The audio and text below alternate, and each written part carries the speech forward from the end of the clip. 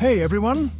Today, I want to talk about something that's really shaking things up in Southern Africa right now. We're diving into the latest from the Southern African Development Community, or SADC, and the controversy surrounding Zimbabwe's president, Emmerson Mnangagwa. So what's going on? Recently, Zambia has called for the African Union and SADC to mediate its rocky relationship with Zimbabwe. This came after President Mnangagwa accused the US of militarizing Zambia to isolate Zimbabwe.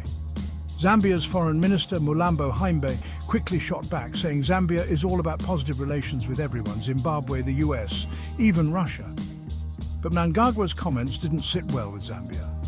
Experts think Zambia saw this as an attack on their sovereignty.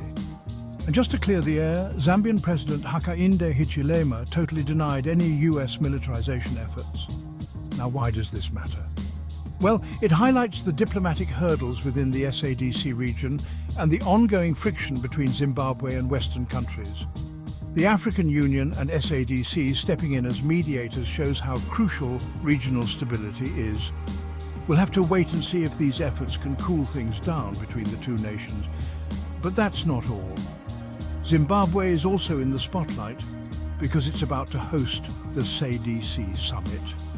And here's where things get even more complicated. Mnangagwa is set to take over as the chair of SADC, but his human rights record is raising some serious red flags. Critics are slamming him for using military force and cracking down on dissent. Pro-democracy advocates, human rights defenders, and political activists have faced targeting and alleged torture. The United Nations and other human rights groups are sounding the alarm. Despite the outcry, the summit is moving forward in Zimbabwe. But many are worried this could legitimize Mnangagwa's authoritarian rule. The big question now, how will SADC handle these human rights concerns while Mnangagwa is at the helm? This situation is a big test for SADC's commitment to democracy and human rights. Will they address the SEOM report on Mnangagwa's legitimacy, especially after giving him the chairmanship? Only time will tell. Thanks for tuning in, and make sure to stay informed. Until next time.